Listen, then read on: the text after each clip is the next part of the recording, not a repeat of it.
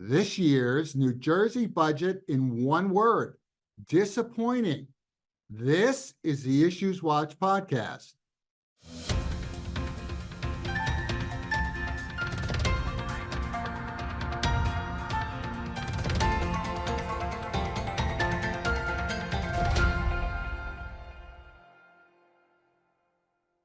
Hi, I'm Jeff Kazerman, Vice President of Government Relations at the New Jersey Society of CPAs, and welcome to the Issues Watch podcast. On June 28th, New Jersey lawmakers passed the fiscal year 2025 state budget, which went into effect July 1st.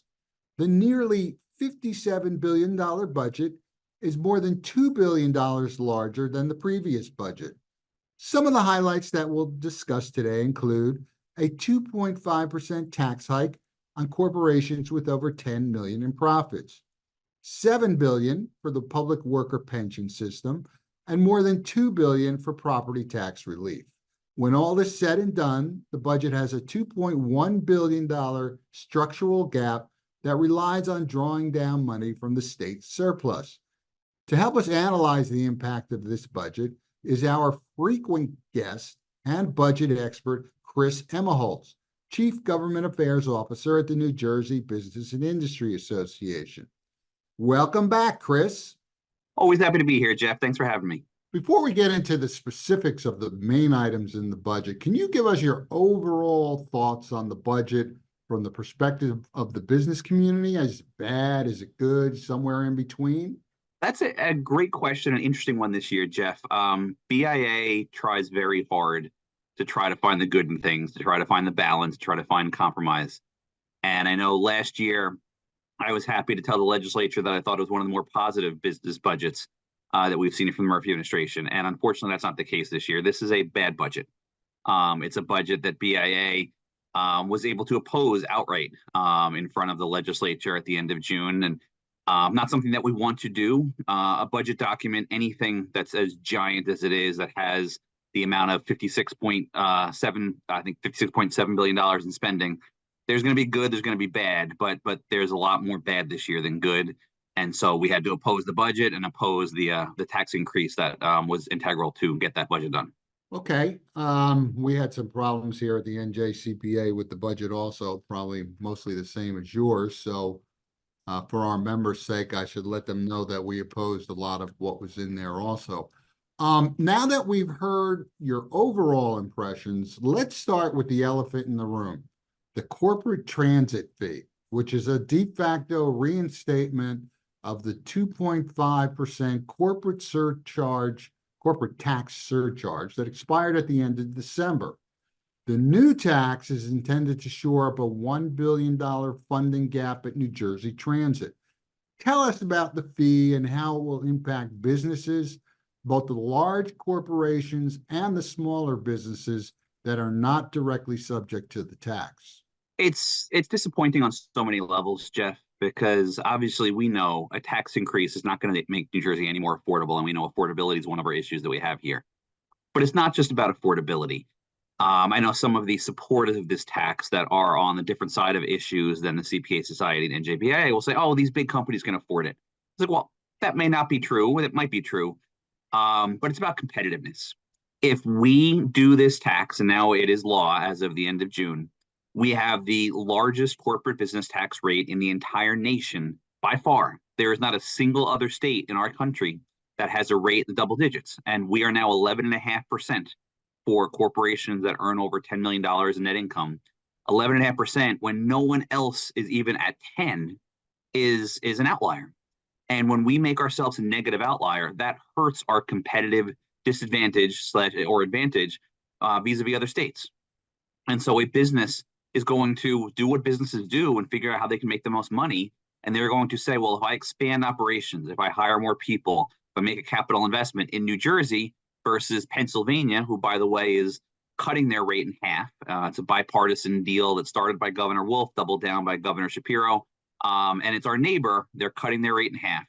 New York is 7.25%, significantly below our 11.5%. And there was a proposal by the legislature to raise the 7.25 to 9, and Governor Hochul there rejected that. both Governor Hochul, Governor Wolf, Governor Shapiro know that lower corporate taxes will create more jobs, more capital investment, make your state more competitive. We're going in the wrong direction. In addition to that competitiveness argument, it's very frustrating because, as you alluded to, we had this surtax in place up until December 31st. Last year, probably at CPA Society events, at BIA events, at Chamber of Commerce events, the governor said he was going to let it expire. A few weeks before the budget, he was on public radio saying it's the right thing to do, let it expire. And then our budget happens in February and it's in the budget to renew this tax. And even beyond just renewing it going forward, which, you know what, we think it's a bad idea, but maybe if you do it prospectively, makes more sense. The governor decided to retroactively bring it back to the day that it expired. So January 1st of 2024, we're bringing back that same surtax on the same corporations that already budgeted and paid their taxes. And now they're going to have to go back to those 6 months of taxes they already paid and adjust that and pay more. This seems very punitive. And again, hurting our competitiveness, but also hurting that tax policy is important. And I'm sure your accountants will understand this very well. There needs to be some predictability, some stability, some understanding of this is what the environment is. Maybe it's a high tax environment, but people are getting what they're paying for. Maybe it's a low tax environment. Maybe it's a mid tax environment. But if it's stable, people can plan around that. If you have this flip-flop roller coaster tax policy, as it now looks like we do, that's a lot harder to plan. And again, companies are going to go where they can be a little more stable, a little more predictable, and maybe move jobs and move capital investments from New Jersey to other states. You know, I agree. It seemed kind of gratuitous, making it retroactive and so on.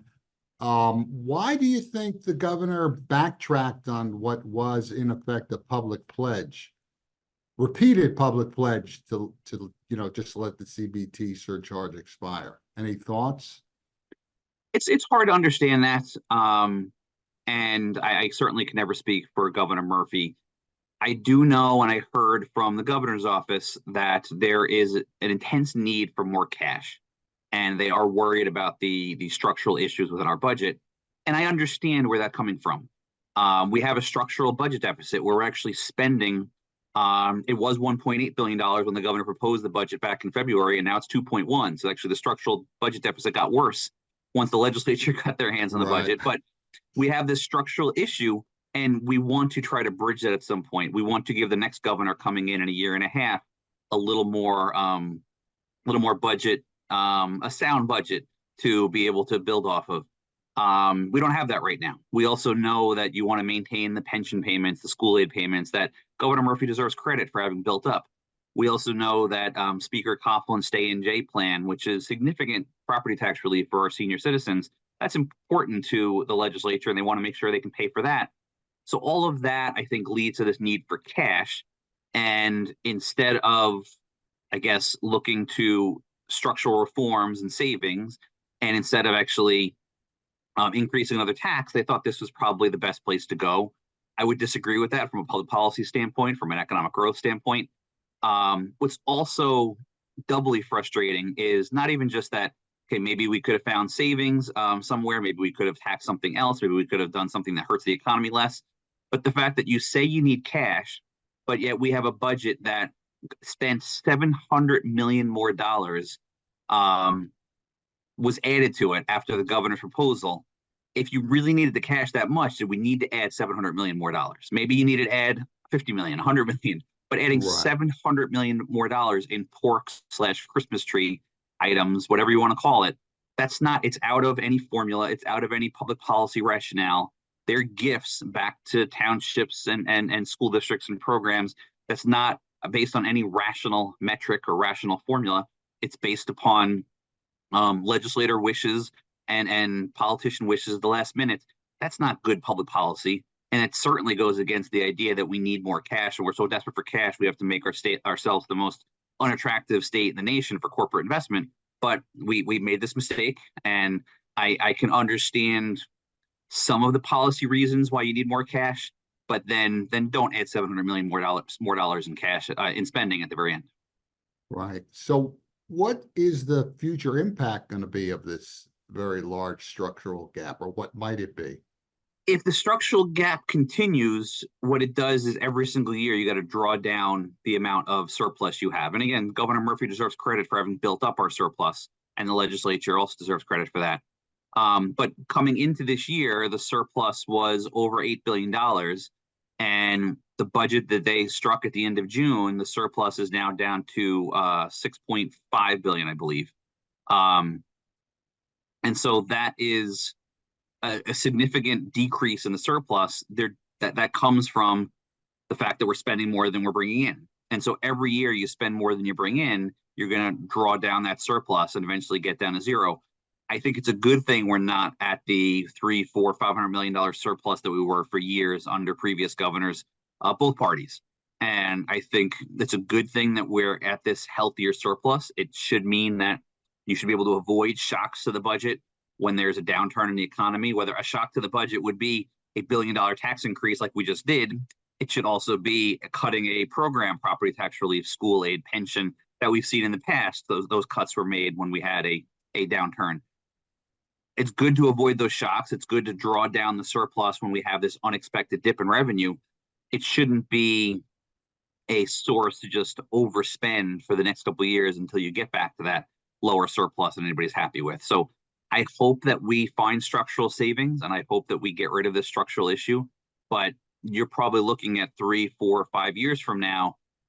If things don't dramatically change, you're either looking at taxes dramatically going up, the surplus going away, some spending cuts that probably no one wants, where if you're a senior out there, depending on senior property tax relief going away, if you're a school district, potentially not getting the same state aid and maybe having to make layoffs, if you're a somebody that's our most vulnerable citizens, developmental disability citizens, you name it, like not getting the same programs and services they get from the state. So all those things, we don't want those cuts. We certainly don't want higher taxes. But you're going to be forced to make difficult decisions if we don't figure out a way to avoid this surplus going down to zero. So, Chris, you mentioned property taxes earlier. I know I saw that Governor Murphy was quoted as saying that 27 billion, which is about half the budget, is going towards property tax relief. Is that accurate, and where does that go, and how does it get there? That's very accurate. A giant part of our state budget is property tax relief. And what's interesting about this is we have a big chunk of our budget going back to property tax relief, which means it's basically going for municipal aid or school aid. But at the same time, we have the highest property taxes in the nation. So there's some disconnect here in New Jersey with what's going on. But imagine how high the property taxes would be if we weren't sending as much back to our localities, our school districts, as we are, or sending back in direct property tax relief, such as that Stay NJ program, which is going to come online soon, the old homestead program, which became the anchor program, the senior freeze. All of those are important property tax relief programs, because if the state were to cut back on how much it sends school districts and towns, they might have to increase their taxes more or make cuts to programs that probably people don't want to see. Right. So there's looking at property tax relief, there's over what is it, 2 billion for the anchor property tax relief program. On top of that, there's a few hundred million in startup funding for the state of New Jersey relief program, which doesn't actually go into effect until fiscal year 2026. But once it's in effect, it's supposed to cost 1.2 billion annually. Doesn't seem to me that there's any way the state will be able to afford these programs for more than, I don't know, a year or two. What do you think? Will they be on the chopping block soon? I hope we don't chop any of the programs that our seniors or low-income residents are needing and depending upon.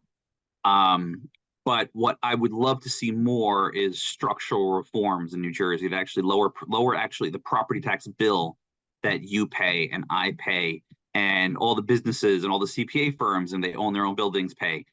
That is the issue, that high property tax bill. And so we need to move away from just the Band-Aids and the gimmicks. And sometimes they're needed. And sometimes we should focus on our seniors and should focus on lower income folks. to make sure they're not driven out of their homes by their property tax bills. But I think you can do that by making sure the actual bill is lower than just giving them a check after the fact. And so I hope we can get to that place where property taxes are lower, and it means businesses see more affordable bills. A lot of times businesses, the top tax they pay is property taxes, and businesses pay about half the property taxes in the state. Right. So property tax relief, when it's actually reducing the bill, helps everyone. When it's actually a targeted program, like you just mentioned, some of those, they're targeted for a few people, often don't relieve anybody, like a business that's paying property taxes, like a small business on downtown Main Street that has a big property tax bill for the pizzeria, the dry cleaners, the gym, the deli that they own. That's a big property tax bill they have to be on Main Street and some of our nicer downtowns in New Jersey. They're not getting any relief from these targeted programs. They wouldn't get relief if we have structural reforms to actually bring the rate down for everybody. Right. So there's also about $7 billion for full funding of the state's public worker pension fund, and this is the fourth year in a row, which is a good thing, as you mentioned.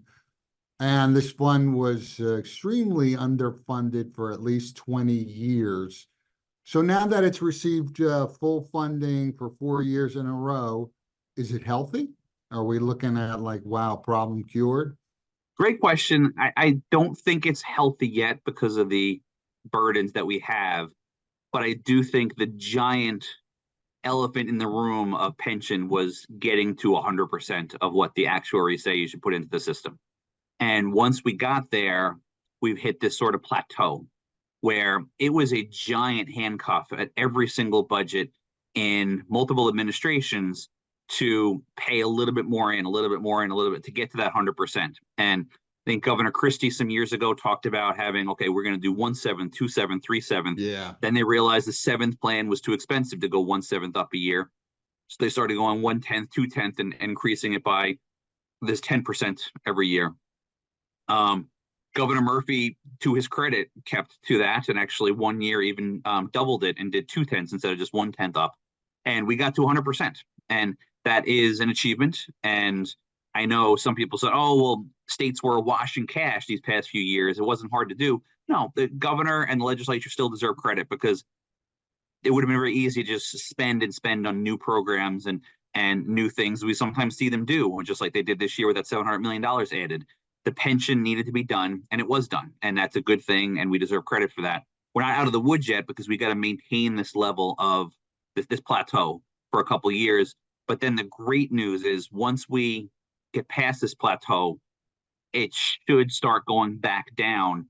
The issue right now, and the reason why this plateau is so high, is because we're making up for all the years that previous governors, Republicans and Democrats both, did not fully pay into the system.